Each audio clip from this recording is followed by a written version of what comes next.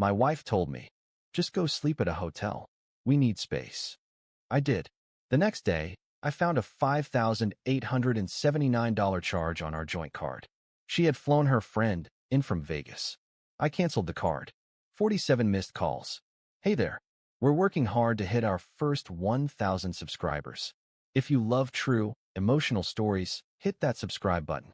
It helps more than you know. Now let's get into the story. Just go sleep at a hotel tonight. We need space. That's what she said to me while brushing her teeth. Like it was nothing. Like kicking your husband out was just brushing teeth. And the way she said it? Flat. Emotionless. She didn't even look up. That part stung more than the words. So yeah, that's how my Thursday night started. No big argument. No slamming doors. Just 7 quiet words and a long stare into the mirror like I wasn't even there. I stood in the doorway for a second, thinking maybe she was joking. Or maybe she'd had a bad day. But nothing about her face looked tired. Nothing about her tone felt stressed. Just cold. Like I was a stranger crashing on her couch for too long. So I grabbed a small duffel bag from the closet, tossed in some clothes, my laptop, and left. No questions. No fight. Just silence. She didn't stop me. Didn't ask where I was going. Didn't even say drive safe. Just turned the bathroom light off behind her and shut the door. Let me give you some context. We've been married 7 years. No kids, just us. I work remote in IT, decent money, pay the mortgage, utilities, car, all of it. She works in real estate. Commission-based. High energy. Outgoing. The kind of person who needs the room's attention when she walks in. I'm the opposite. Quiet. Steady. Not flashy. I cook most nights, handle laundry, keep the house in order. We used to balance each other out. Or at least, that's what I thought. The last few months, though, she's been different. Not outright cruel. Just distant. Distracted. Always texting. Always late. Always tired when I wanted to talk. But then she'd post on her Instagram story laughing at wine bars or rooftop brunches while I'm sitting at home wondering if we're okay. I chalked it up to work stress. The market's been brutal lately, and I know realtors have to hustle. I never questioned her late hours. I never tracked her location. I never opened her phone. Because I trusted her. Stupid me, right? Anyway, I checked into a Holiday Inn near the airport that night. Nothing fancy. Watched some dumb action movie. Scrolled Reddit. Tried not to spiral. And yeah, I texted her. Something like, let me know if you need anything. I'll give you space. No reply. Just read.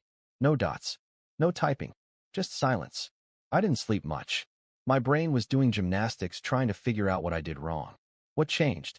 What did I miss? Then morning came. I was sipping hotel coffee, about to order breakfast, when I got the first alert. It popped up on my phone from our joint credit card. A big charge. $5,879.42. My stomach dropped. It was too early for emergencies. Too specific for fraud. So I opened the app. The charge was from an airline. Round trip. Las Vegas. 2 first-class tickets. Plus hotel. Plus room service. All booked from our account.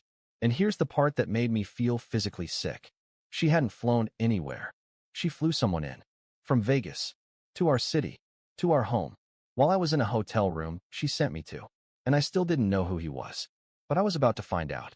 You ever get that feeling where your chest gets tight, but you're not sure if it's anxiety or just your brain catching up with what your eyes are seeing? That's where I was. Sitting on the edge of a stiff hotel bed, staring at my phone screen like it was lying to me. $5,879.42. Charged. Approved. No fraud block. No call from the bank. Nothing. I zoomed in on the booking details. 2 first-class tickets. From Las Vegas to our city. A luxury hotel downtown. The same one she once told me was too expensive even for anniversaries. Then 2 separate room service orders. Lobster, champagne, dessert. The timestamps were only a few hours after she told me to sleep at a hotel. That's when the voice in my head got louder. She planned this. It wasn't a spur-of-the-moment thing. This wasn't about needing space. She knew I'd leave. She knew I wouldn't question it. And she knew she needed the house, empty. I didn't call her. Not yet. I couldn't. I needed to see something. Anything. So I pulled up our phone plan. I'd never looked at it before, not really. But that morning, I went deep. In the call logs, one number popped up over and over again. Late at night. Lunchtime. Once even during our anniversary dinner while I was in the bathroom. She'd labeled it work, Client B. But this client called her 17 times in one day, and she always answered. Always. I stared at that number for a long time, then copied it, threw it into Google. The area code? Nevada. Vegas. Now I was shaking. Not mad. Just wired. You know when your body knows before your brain does. That was me. I opened her Instagram. Nothing posted in 48 hours. Odd for her. Then I opened his number in WhatsApp. I didn't expect anything, but it popped up. A profile pic. A shirtless gym selfie. Tattoos. Designer sunglasses. The caption said, "Catch flights, not feelings." I felt sick. Not because he was better looking or richer or whatever. Because he looked young. Barely 25. And I was starting to get the full picture. I drove back to the house. I don't even remember the ride. My brain was underwater. The garage was empty when I pulled up. No sign of her car. No lights on.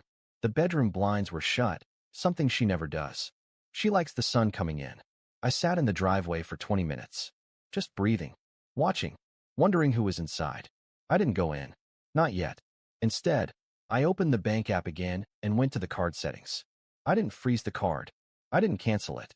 I left it wide open and turned on transaction alerts. I wanted to watch it happen. That night, the card got hit again.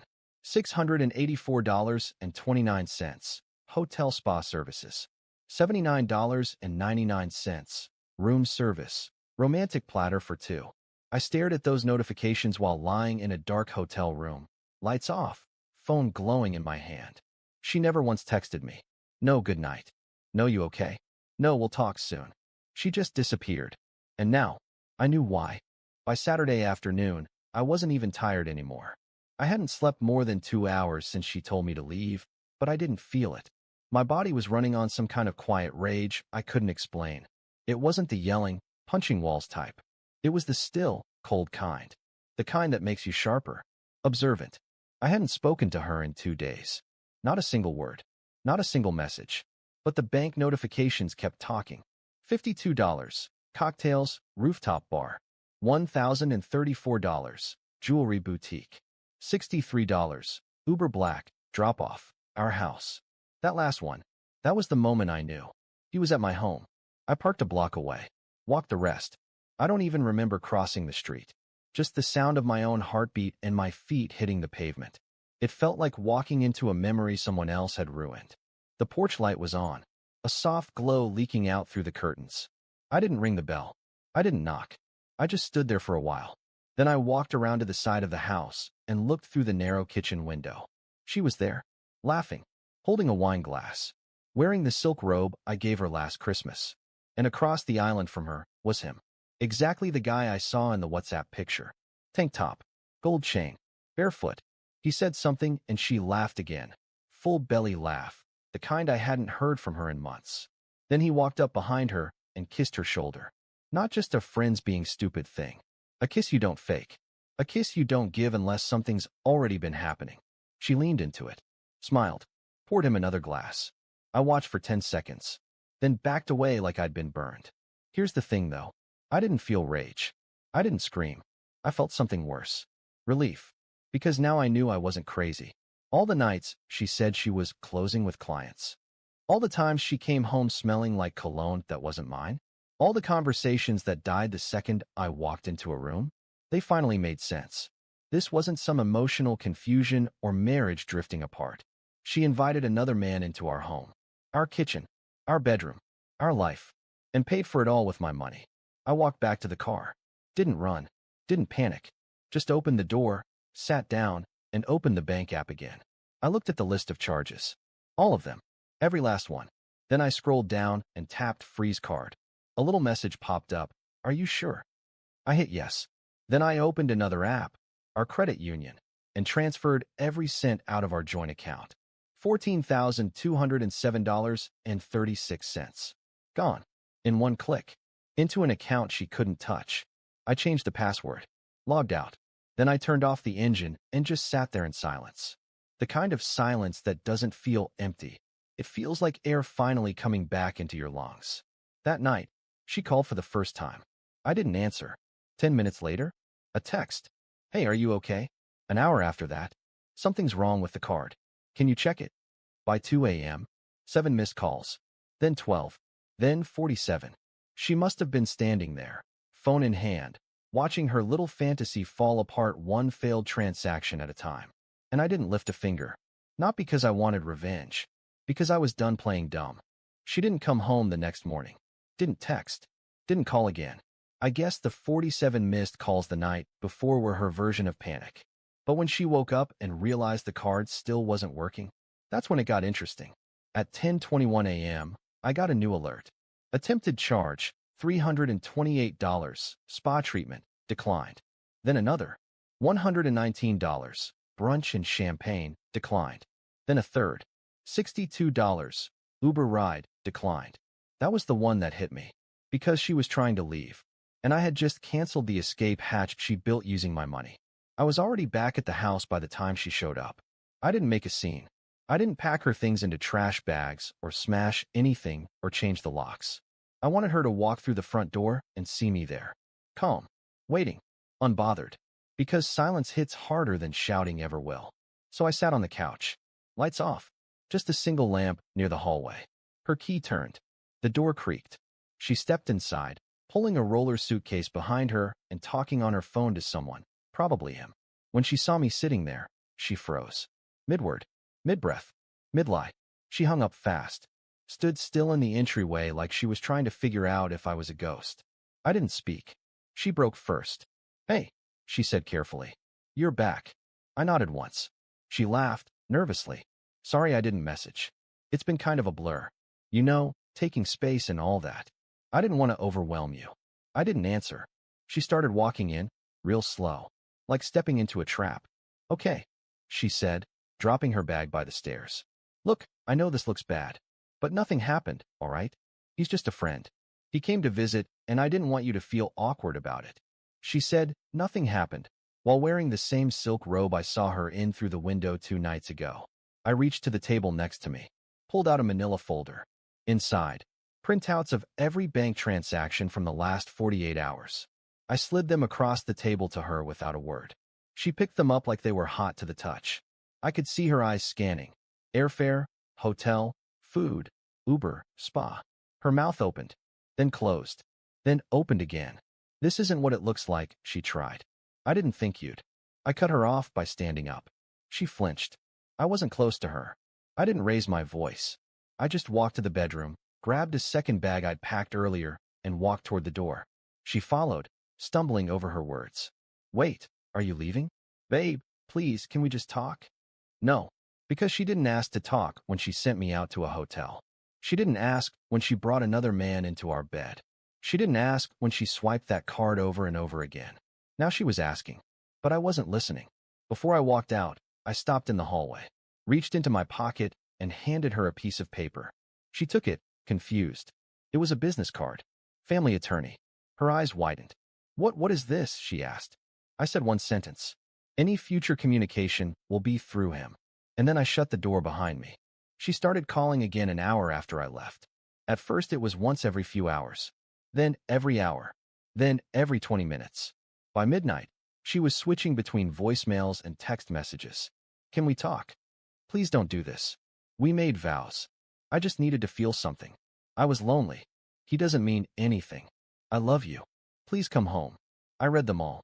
Every single one. And I didn't reply to a single one. I was already checked into another place by then. Not a cheap hotel this time. I found a short-term rental about 20 minutes outside the city. Quiet. Clean. No memories in the walls. Just a couch. A bed. A coffee maker. And peace. I shut off the location sharing between our phones. She noticed within hours. The next morning she emailed me. Not messaged, emailed. A full 2-page letter. She told me she'd been feeling neglected and emotionally distant. She said she didn't plan for things to go this far.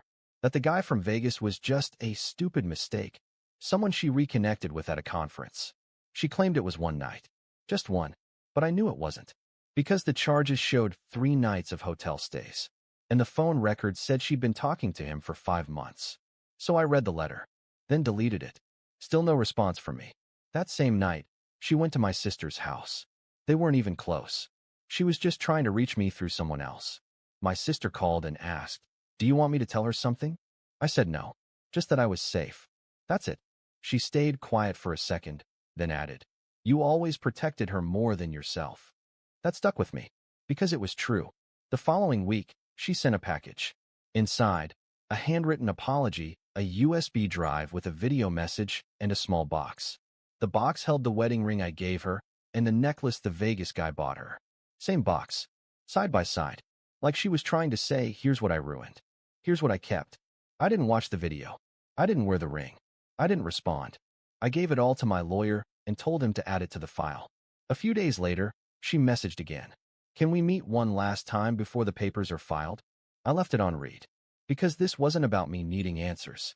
I had them all already. This was about her not knowing what it felt like to be ignored. Until now. It's been 6 weeks since I walked out of that house. And the strangest part? I haven't cried. I haven't screamed. I haven't even had the urge to go back. It's like something inside me finally snapped into place. Like I finally gave myself permission to stop fixing what someone else was determined to break. The divorce process is moving faster than I thought. Turns out, when you have screenshots of airline tickets, hotel charges, and text messages that say, "Can't wait to see you in our bed," lawyers don't waste time. She tried to fight back at first. Said I was punishing her too hard for a mistake. Tried to call it emotional abandonment. But the truth was loud, and her receipts were in black and white. I got to keep the house. The joint account was already emptied by me before she could touch it again. She left with her personal savings, her clothes, and her silence. A week ago, she sent one final message. "Just so you know, he's gone too." That was it. No apology. No regret. Just another quiet collapse. I didn't answer. What was there left to say? I moved into a new place last weekend. It's smaller, simpler. 1-bedroom apartment above a bookstore. I know the owner now. Old man, drinks black tea, always wears a vest even when it's hot. He doesn't know anything about my past. Just that I come in every morning, read the paper, and ask about his dog. I like that. The other day I was closing a new account for work, something routine. Had to re-verify my banking info. Logged into my old joint account one last time before I closed it. There was one new notification. A tiny transaction I almost missed. $29.42 withdrawn by her name. Memo, lunch. Right after, a text came in. I didn't want to steal. I just didn't have anything left. Please talk to me. I stared at the message for a long time. Not because I wanted to reply, but because I remembered the man I used to be. The one who would have replied. The one who would have forgiven her. But he was gone now. I closed the app, turned off the phone, walked to the window, and opened it wide. The air smelled clean. No cologne. No perfume. Just paper, city dust, and coffee from the shop downstairs. And for the first time in a long, long time, it was quiet. The kind of quiet that doesn't hurt anymore. The kind you choose. Peace isn't cheap, but it's worth every penny. And that's the story. If you're still here, that means you're one of us. So go ahead, hit that subscribe button. I drop new chaos every single day, and trust me, tomorrow's story, it's even worse than this one.